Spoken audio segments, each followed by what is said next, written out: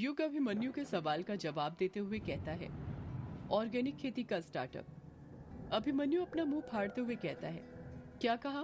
खेती? खेती नहीं, ऑर्गेनिक खेती। दोनों में अंतर है। मैंने देखा है आजकल बड़े बड़े बिजनेसमैन अपना सब कुछ छोड़कर ऑर्गेनिक खेती कर रहे हैं, क्योंकि ये भी एक अच्छा बिजनेस है और मुझे यकीन है मैं भी कर सकता हूँ और इसे एक अच्छा स्टार्टअप बना सकता हूँ। हाँ, ये सब पता है मुझे, पर तू ये बता, तुझे खेती करनी आती भी है? आती तो नहीं, पर हाँ सीख जाऊंगा। वो कैसे? यार, आजकल यूट्यूब सब सिखा देता है। लाइव सेशन भी होते हैं और वैसे भी इंटरनेट सिर्फ व्हाट्सएप, इंस्टाग्राम, फेसबुक यूज करने के लिए नहीं है, समझा? चल ये भी ठीक है, पर तू खेती करेगा कहाँ? तेरे पास जमीन भी है खेती करने के लिए? अभिमन्यु, तू अंधा है क्या? तूने ग्रेवयार्ड कोठी के बाहर जो 2 हेक्टेयर जमीन खाली है वो नहीं देखी क्या? बेटा, वो जमीन नहीं, कब्रिस्तान है। तू शायद भूल रहा है, तेरी ये ग्रेवयार्ड कोठी कब्रिस्तान के ऊपर बनी है। तू कब्रिस्तान के ऊपर खेती करना चाहता है? यार अभिमन्यु, तू कैसी बातें कर रहा है? कोई 2 हेक्टेयर में कब्रिस्तान बनाता है क्या? हो सकता है बस ये कोठी कब्रिस्तान के ऊपर बनी हो, बाकी जगह ठीक हो। और एक बात बता, तू मेरा दोस्त है ना, तो तुझे तो मुझे मोटिवेट करना चाहिए खेती करने के लिए कि मैं कुछ नया करने जा रहा हूँ। इससे एम्प्लॉयमेंट भी बढ़ेगा और देश की तरक्की भी होगी। तू मुझे इतना डिमोटिवेट क्यों कर रहा है? अभिमन्यु को अपनी गलती समझ आ जाती है और वो कहता है, सॉरी यार, मैं भूल गया था कि इंसान को नौकरी करने के लिए नहीं बल्कि नौकरी देने के काबिल बनना चाहिए। तेरे इस काम में मैं पूरी तरह तेरे साथ हूँ। बस तू एक आवाज लगाना कि क्या मदद चाहिए तुझे और मैं झट से हाजिर हो जाऊंगा। शुक्रिया यार, जब तेरे जैसा दोस्त मेरे साथ है तो कोई भी चुनौती मुझे रोक नहीं सकती। तो फिर काम शुरू करें। कैसा काम? युग अपने चारों तरफ देखते हुए कहता है, यार तू फिर भूल गया? कल रात में मैंने कहा था ना कि सुबह उठते से ही पहला काम ये करेंगे कि हवेली की सफाई करेंगे। दिख नहीं रहा कितनी धूल है यहाँ पर? हाँ यार, बात तो तेरी बिल्कुल सही है, पर तू खुद देख कितनी बड़ी हवेली है। अगर हम दोनों 2 दिनों तक भी लगातार सफाई करते रहे तब भी पूरी धूल साफ नहीं होने वाली। तो फिर क्या करें?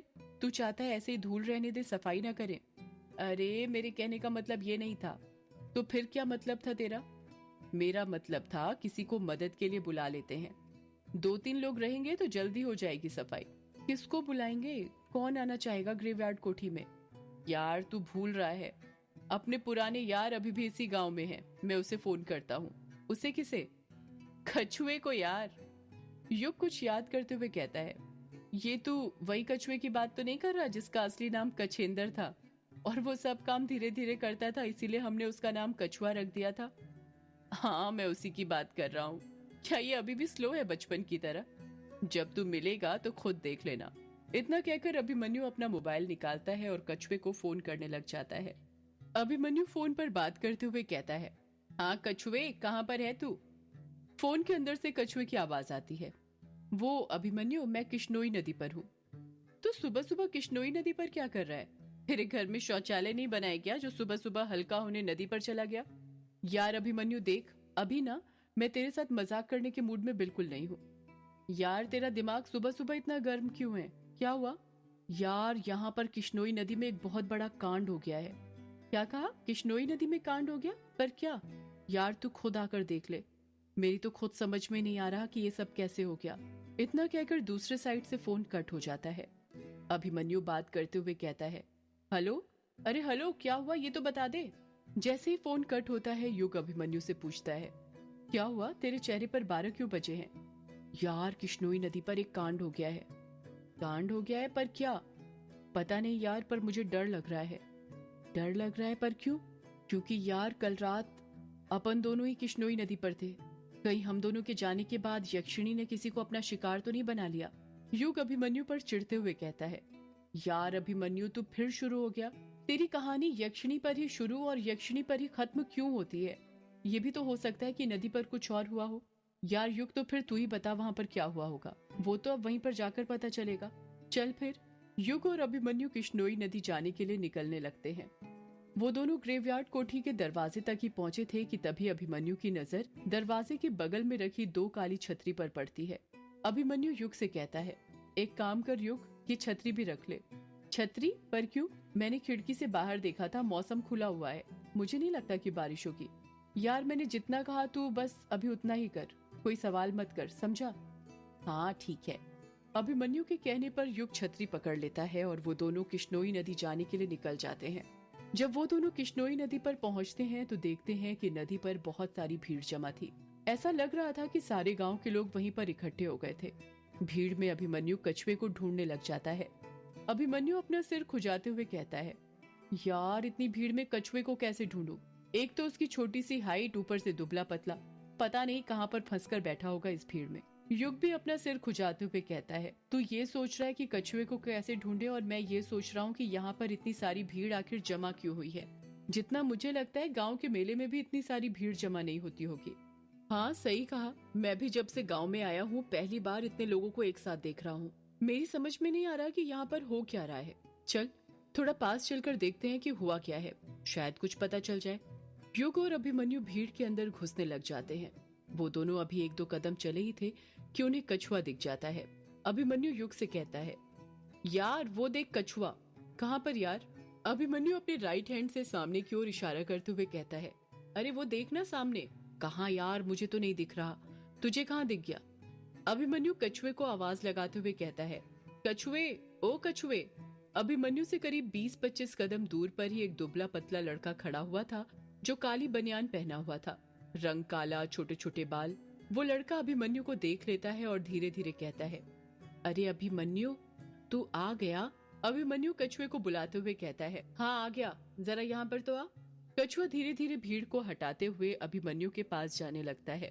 कछुआ इतना धीरे चल रहा था कि उसको देखकर ऐसा लग रहा था कि वो करीब आधे घंटे में अभिमन्यु के पास पहुंचेगा। युग अपने सिर पर हाथ रखते हुए कहता है, यार ये तो अभी तक बचपन की तरह स्लो ही है। एक काम करते हैं, हम ही चलते हैं इसके पास, वरना ये तो कल तक यहाँ पर पहुंचेगा। हाँ चल। युग और अभिमन्यु कछुए के पास चले जाते हैं। कछुआ युग को घूरते हुए कहता है, ये किसे ले आया अपने साथ? ये कौन है? कछुए के सवाल का युग कुछ जवाब देता उसके पहले ही अभिमन्यु बोलता है, अरे इसको नहीं पहचाना? ये अपना युग है, अपने बचपन का दोस्त। भूल गया? यही तो तुझे टीचर से मार खाने से बचाता था। कछुआ कुछ याद करते हुए कहता है, अच्छा ये युग है, ये कब आया?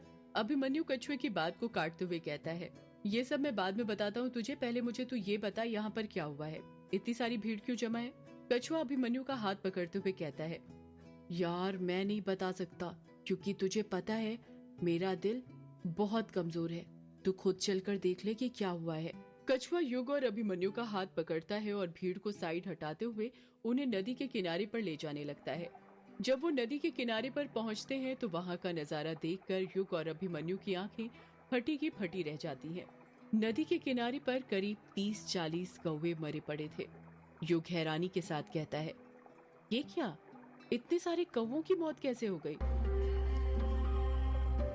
अभिमन्यु कौवों को देखकर इतना परेशान हो गया था कि कुछ नहीं बोल पा रहा था। कछुआ मरे हुए कौवों को देखते हुए कहता है, वही तो युग, तुझे पता है कुछ सालों से हमारे गांव में एक भी कौवे नजर नहीं आ रहे थे, और आज दिखे भी तो वो भी इतने सारे, वो भी ऐसी हालत में मरे हुए। उन तीनों के पास कुछ 6 आदमी खड़े हुए थे जो आपस में बातें कर रहे थे। पहला आदमी कहता है, उन्हीं आओ दे छिन, उसने संकेत करे कोच, मृत्यु के खेल शुरू भय कोच। दूसरा आदमी कहता है, तपाई सही हुनु, हुंच उन्हीं आओ दे छिन, ये मृत्यु के पहलो चिन्ह हुनु छुन। युग हैरानी के साथ कहता है, ये लोग आपस में क्या बात कर रहे हैं? अभिमन्यु युग के सवाल का जवाब देते हुए कहता है, ये लोग आपस में नेपाली में बात कर रहे हैं। तुझे तो पता है हमारे मेघालय में नेपाली, बंगाली, खासी, असमिया, सिलेहटी, बोडो, बियाट, प्रार और हजोंग भाषाएं बोली जाती हैं। युग अभिमन्यु पर चिढ़ते हुए कहता है, यार मैंने तुझसे मेघालय की भाषा का इतिहास नहीं पूछा, मैं ये जानना चाहता हूँ कि ये आदमी आपस में क्या बातें कर रहे हैं। तुझे पता है ना मुझे नेपाली नहीं आती। हाँ बता रहा हूँ, चिढ़ क्यों रहा है? ये लोग आपस में बातें कर रहे हैं कि वो आने वाली है, उसने संकेत दे दिया है, मौत का खेल शुरू हो गया है, ये मौत का पहला संकेत है। युग हैरानी के साथ कहता है, ये लोग किसकी बातें कर रहे हैं? कौन आने वाली है और उसने क्या संकेत दिया है? कछुआ धीरे से कहता है, यक्षिणी। युग, यक्षिणी आने वाली है, ये उसी ने मौत का संकेत दिया है। युग कुछ रिएक्शन देता उससे पहले ही अभिमन्यु कुछ सोचते हुए कहता है, यार मुझे लग रहा है ये सब हमारे कारण हो रहा है। हमारे कारण? पर कैसे? यार देख, कल रात ही हम दोनों ने ग्रेवयार्ड कोठी का दरवाजा खोला और फिर सुबह होते ही इतने सारे कौवों का मरना ये कोई इत्तेफाक नहीं हो सकता। आज से पहले कभी ऐसा नहीं हुआ। कछुआ अपना मुंह फाड़ते हुए कहता है। क्या कहा? तुम दोनों ने ग्रेवयार्ड कोठी का दरवाजा खोला, पर क्यों? तुम्हें पता नहीं है क्या? ग्रेवयार्ड कोठी यक्षिणी का दूसरा ठिकाना है। अब वो किसी को नहीं छोड़ेगी, तब मर्दों को अपना शिकार बनाएगी। युग कछुए को समझाते हुए कहता है। यार कछुए, ऐसा कुछ नहीं है। मैं बताता हूँ ये कौवे कैसे मरे। कल रात ना ये अभिमन्यु अपने साथ एक डिवाइस लाया था, उसमें से आवाजें आ रही थी। हो सकता है कि वही आवाजें वो सह नहीं पाए और उनकी डेथ हो गई। तुझे तो पता ही होगा कि इन पक्षियों पर मोबाइल की वेव का कितना असर पड़ता है। अभिमन्यु कहता है। यार युग, अब तू सारा इल्जाम मेरे इलेक्ट्रोमैग्नेटिक डिवाइस के ऊपर मत लगा, समझा? चल, तेरे लिए मैं मान भी लेता हूँ कि ये कौवे मेरे डिवाइस की आवाज से मरे, पर तू बता, सिर्फ कौवे ही क्यों मरे? और कोई पशु पक्षी भी तो मर सकते थे। जरा गौर से देख, यहाँ पर जितने भी शव हैं सब कौवों के हैं। अभिमन्यु की बात सुनकर युग चुप हो जाता है, क्योंकि उसके पास उसके सवाल का कुछ जवाब नहीं था। अभिमन्यु अपनी बात को आगे जारी रखते हुए कहता है। ये संकेत है युग, मौत के आने के पहले का। तुझे कौवों के बारे में नहीं पता क्या? क्या नहीं पता? यही कि हमारे हिंदू शास्त्रों में कौवे को यमराज का दूत कहा गया है। ऐसी मान्यता है कि कौवा यमलोक में जाकर पृथ्वीवासियों के विषय में चित्रगुप्त जी को सूचित करता है। यानी कौवा ही व्यक्ति के जिंदगी में किए गए लेखे जोखे का हिसाब रखता है। परंतु शगुन शास्त्र के अनुसार कौवा मात्र यमलोक में ही नहीं, बल्कि हम इंसानों को भी धरती पर संकेत देकर आने वाले कल की भविष्यवाणी करता है। और इतने सारे कौवों की मौत संकेत है कि जल्द गांव में बहुत सी मौत होने वाली है। कछुआ भी अभिमन्यु का साथ देते हुए कहता है। हाँ युग, ये अभिमन्यु बिल्कुल ठीक कहता है।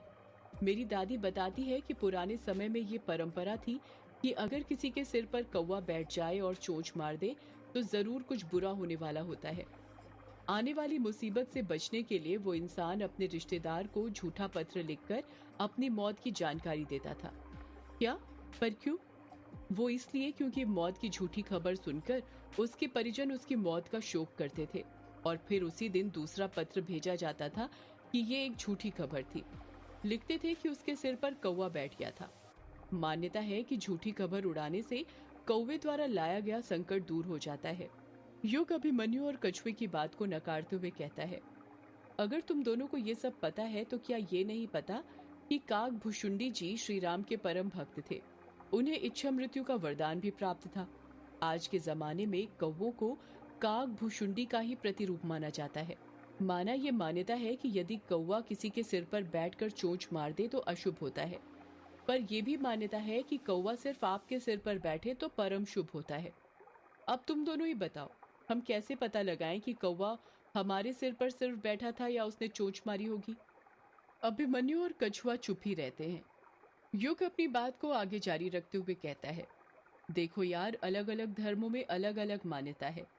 किसी के धर्म में कौवों को दिखना शुभ माना जाता है तो किसी में अशुभ, और किसी धर्म में तो कुछ फर्क ही नहीं पड़ता, क्योंकि वो ये सब चीजें मानते ही नहीं है। और मैं भी नहीं मानता। ये सब सिर्फ अंधविश्वास है और कुछ नहीं, समझे तुम दोनों? कछुआ डरते हुए कहता है। यार तुझे नहीं मानना तो मत मान, पर तुम दोनों ने ठीक नहीं किया ग्रेवयार्ड कोठी का दरवाजा खोलकर। तुझे पता भी है ग्रेवयार्ड कोठी का दरवाजा बंद करने के लिए कितने लोगों ने अपनी जान दी थी? युग चौंकते हुए कहता है। क्या कहा? दरवाजा बंद करने के लिए लोगों ने जान दी थी? पर क्यों? सदियों से है पुरानी